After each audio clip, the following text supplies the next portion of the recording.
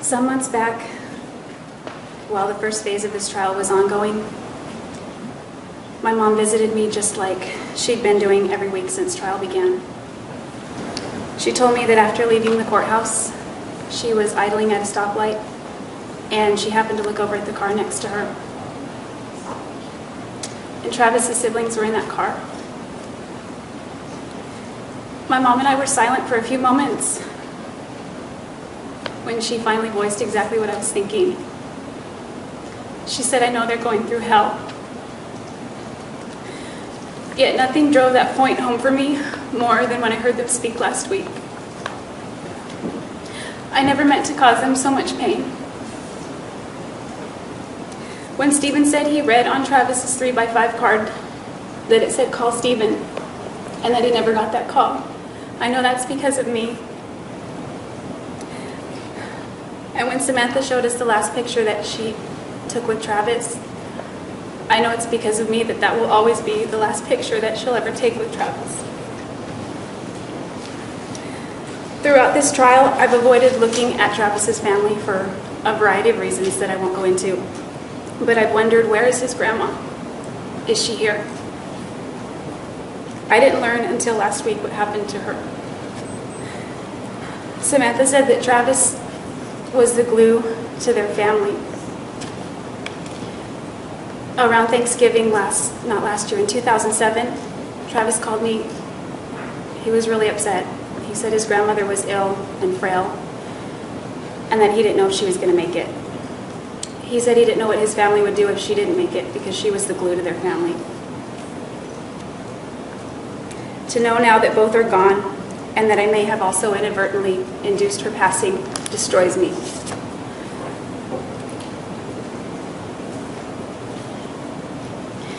Every time I've had the thought or desire to commit suicide, there's one element that has almost always caused me to waver. They're sitting right over there. They're my family. At times, I've lost track of that element. For example, the incident I testified to when I took my razor apart at the Siskiyou County Jail.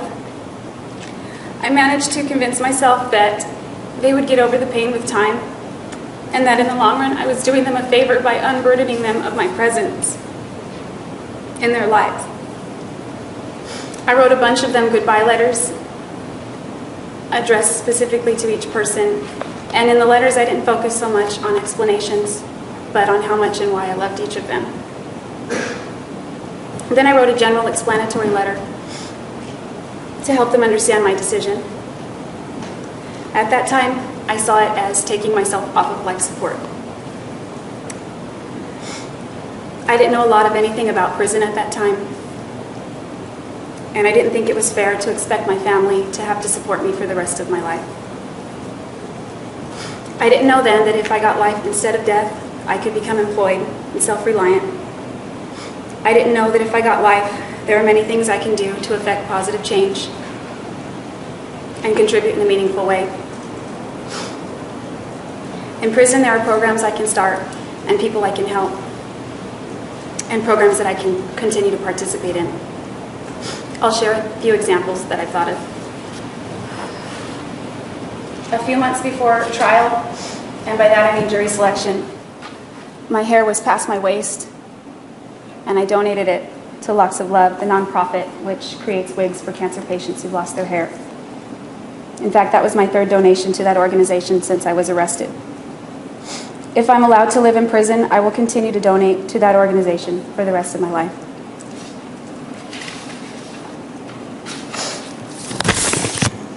Over the years I've spent in incarceration, I've received many requests from women to teach them Spanish or American Sign Language. Because my case was pending, I just didn't have the time. In prison, I will. If I'm sentenced to life, I will live among the general population of women, and I'll be able to share my knowledge of those subjects with them, the ones who have the desire to learn also. I may even be able to start classes. If I get permission, I'd like to implement a recycling program. The women's prison in Goodyear houses thousands of women, and each week, huge loads of waste are hauled off to a landfill. A substantial portion of that could be kept out of landfill and recycled instead. It may even create new jobs for the people there. This is one small thing that could have a far-reaching and positive impact on the community and on the planet. There's a higher rate of illiteracy in prison than in everyday society. I know that reading has enriched my life by expanding my knowledge base and opening my eyes to new worlds and different cultures. I can help other women become literate so that they too can add that dimension to their lives. Along the lines of literacy, I'd like to start a book club or a reading group, something that brings people together in a positive and constructive way so that we can share and recommend other good books and stimulate discussions of a higher nature. Additionally, I've designed a t-shirt. This is the t-shirt, of which 100% of the proceeds go to support nonprofit organizations which also assist other victims of domestic violence. Some people may not believe that I am a survivor of domestic violence. They're entitled to their opinion. I'm supporting this cause because it's very, very important to me. These are only a handful of examples. I've never been to prison. I don't know from personal experience what it's like there. But I'm certain that after I arrive, I'll likely find many other ways in which I can contribute to the women there. I'd like to share with you now a few things about me and a few things about my family.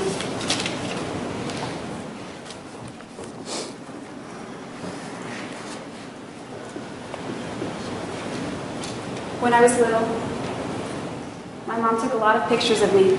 I'm her first child. She had her camera everywhere and she would take a lot of pictures of me when I was first born. Salinas is near the coast, and so it seems a lot of overcast days, but when it was sunny, she would take me out to the backyard and turn on the sprinkler so I could play. That's me attempting to dress myself.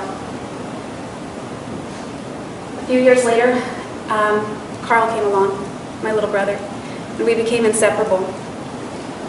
When we were little, my parents took us everywhere, including SeaWorld here and Hawaii.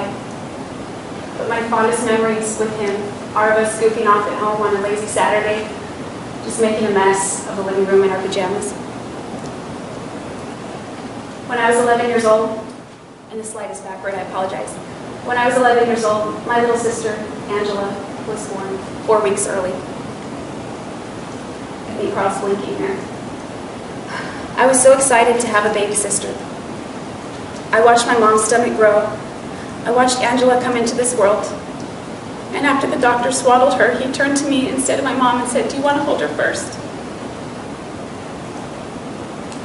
These are various school pictures. And on occasion, my family and I would get together for family portraits, such as these. In 9th grade, my family and I moved back to Wairika, but I still went back to Santa Maria periodically to visit friends. This is Patty. She was my best friend for years. She was here last week to testify on my behalf, as you heard Mr. Nurmi tell you in opening statements.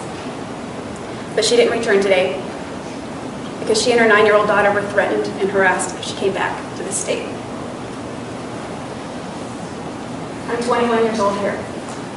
After I moved out of my parents' house at age 17, my relationship with my dad improved a little. This is my grandma and her twins. My aunt is on the left and my mom is on the right. These are my parents when they were just a little bit younger. This is Bobby and I. It's a little out of order chronologically. We're hanging out in our dirty little rundown house in Montague that I had mentioned previously. At times we lived there without power and phone. The winters were freezing. We could see our breath inside the house. My parents did not support this relationship, and we were young and just trying to figure out life on our own. When I see this picture, I'm reminded of that quote by Charles Dickens when he says, "They were the best of times, they were the worst of times." We're smiling here, and this picture to me exemplifies that. It was a difficult relationship, but Bobby will always, always be special to me. I'm 21 here. This is a photo of Matt McCartney and I, taken a few months after we broke up, a few months after he moved down to Big Sur where I was working at Ventana. As you know, we remained friends, and on this day we utilized Ventana's company passes to to tour the Monterey Aquarium. Daryl and I began seeing each other a little over a year after that. In this photo, I'm coming out of a redheaded stage that I went through for a few years. This is one of my favorite pictures of Daryl and me. We were at Chivo's, a restaurant in Monterey, where our friend Tony and his band were playing blues and reggae live. He dedicated songs to us and we danced. Daryl was a good dancer. When we began dating, we started a yearly tradition in which we'd go camping every summer at this remote little campground. It's called Kirk Creek. It's south of Big Sur, in an area that the locals call the South Coast. This is Daryl, Jack, and I at Ventana. It's hard to see in this photo, but the ocean is in the background. It's on the terrace. After we bought our house in Palm Desert, we sought out some snow in the nearby mountains that first winter. We settled in and made a little life for ourselves for that spending time. Jack was always with us on the weekends. He took that picture of me. I made friends with my coworkers, and sometimes we'd go out after a shift just to chill and hang out. Daryl and Jack and I did a lot of things together. Here we rode the aerial tram in Palm Springs to the top of the San Jacinto Mountains. Daryl's ex-wife took this picture. We were all at Chuck E. Cheese's celebrating Jack's 7th birthday. Jack and I bonded. He's a great kid. I haven't seen him since June 3rd, 2008. I hear he's much bigger now, taller than me. My family and I still got together periodically for group portraits. These were taken at a park in Rodrigo.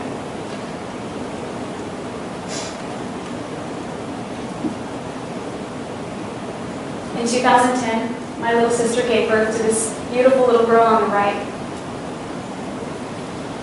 The tiny premature baby that I witnessed come into this world now has a baby of her own. She's a mature, responsible, dedicated mother. She's also engaged to a wonderful man. And his daughter, this gorgeous girl on the left, is my niece's new big sister. I've met these girls only through a thick pane of glass.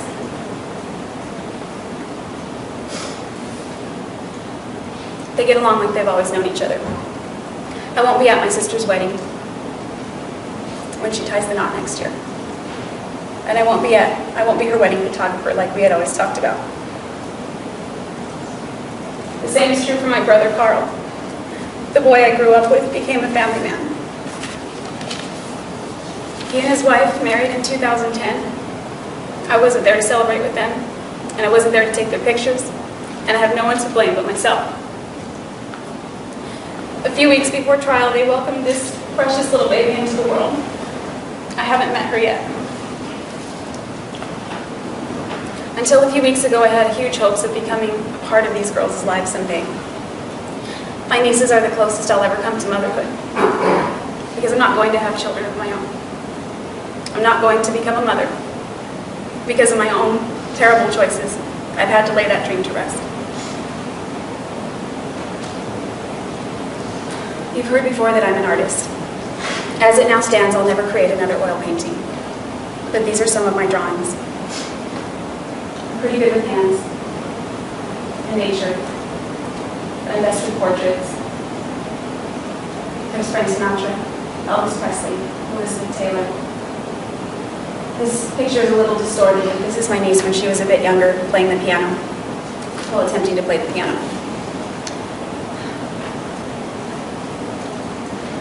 My family and I have a lot of memories, especially ones like this at Christmas. We won't be creating any more of these kinds of memories together. This is how I used to spend the holidays with my family. It was Carl's idea to hold my portrait in this Christmas family photo taken a few years ago. My parents were there, my siblings were there, my brother's wife was there. From now on, this is how my family is going to spend the holidays with me.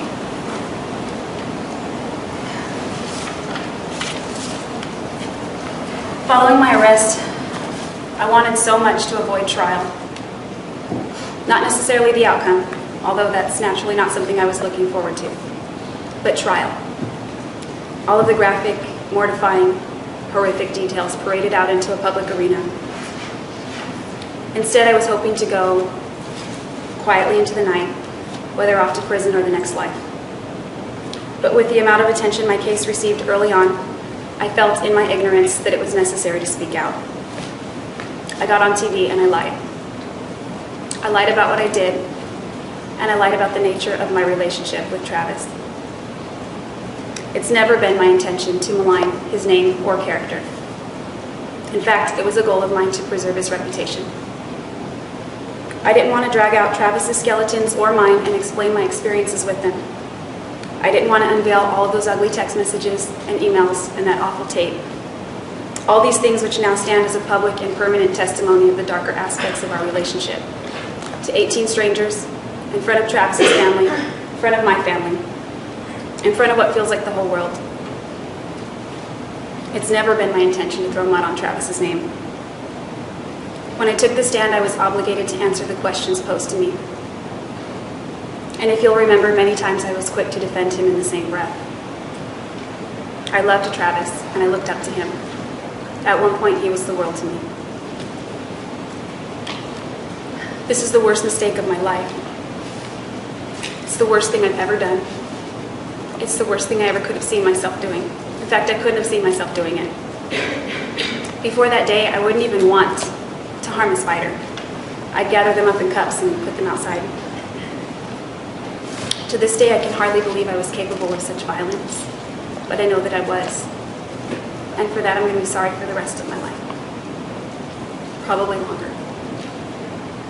I was horrified by what I'd done, and I'm horrified still. In many ways, my family has also suffered a great loss. Their pain is fresh because they only learned about it 2 weeks ago, the moment the verdict was read. The moment their hopes of ever welcoming me home someday were dashed. My dad, who's here today, was in California, awaiting anxiously in front of the TV. My mom came to visit me after court that dark day. She had spoken to my dad on the way over, and she told me that in the 34 years that they've been together, she's never heard him cry the way he did that day. I've caused that pain. I've caused them to hurt that way. And I will concede that with Travis's family, theirs is a much greater loss, and I can never make up for it. It's my hope that with the verdict you've rendered thus far, that they will finally gain a sense of closure. Stephen said he doesn't want to look at his brother's murderer anymore. If I get life, he won't have to. I've made many public statements that I would prefer the death penalty to life in prison. Each time I said that, though I meant it, I lacked perspective. Until very recently, I could not have imagined standing before you all and asking you to give me life. To me, life in prison was the most unappealing outcome I could possibly think of. I thought I'd rather die. But as I stand here now, I can't in good conscience ask you to sentence me to death because of them. Asking for death is tantamount to suicide. Either way, I'm going to spend the rest of my life in prison. It'll either be shortened or not. If it's shortened, the people who will hurt the most are my family. I'm asking you, please, please don't do that to them. I've already hurt them so badly, along with so many other people. I want everyone's healing to begin, and I want everyone's pain to stop. Thank you.